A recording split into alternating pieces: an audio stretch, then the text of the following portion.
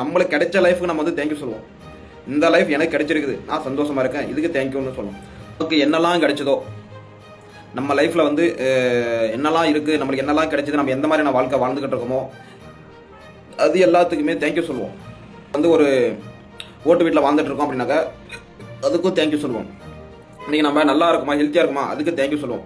இன்றைக்கி ஒரு வேலைக்கு போயிட்டு இருக்கோமா, அதுக்கு தேங்க்யூ சொல்லுவோம். இன்றைக்கி இப்போ இந்த நொடி நம்ம சந்தோஷமாக இருக்கோம்னா அதுக்கும் நம்ம வந்து தேங்க்யூ சொல்லுவோம். ஸோ நம்மளோட லைஃப்பில் எது நடந்தாலும் அதுக்கு தேங்க்யூ சொல்லணும். ஏன்னா நம்ம என்ன மாதிரி லைஃப் வாழ்ந்துட்டு இருக்கோமோ அதை விட மோசமான லைஃப் இன்னொருத்தர் வாழ்ந்துக்கிட்டு இருக்காங்க. அந்த மாதிரியான வாழ்க்கை நம்மளுக்கு கிடைக்கல, அந்த மாதிரியான வாழ்க்கையில் இல்லாமல் நம்ம இப்போ இருக்கிற லைஃப்லேயே சந்தோஷமாக இருக்கும் அப்படின்னு நம்ம நம்பணும்.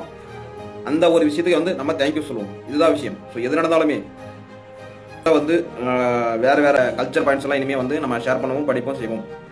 ஸோ உங்களுக்கு எதனா வந்து தெரிஞ்சுக்கணும், இதில் இந்த ஒரு பாயிண்ட் தெரிஞ்சுக்கணும் அப்படின்னு தெரிஞ்சால் கமெண்ட் பண்ணுங்கள். கண்டிப்பாக அந்த பாயிண்ட் அந்த டாப்பிக்கை கூட நம்ம என்ன இதுன்னு கண்டிப்பாக பண்ணலாம்.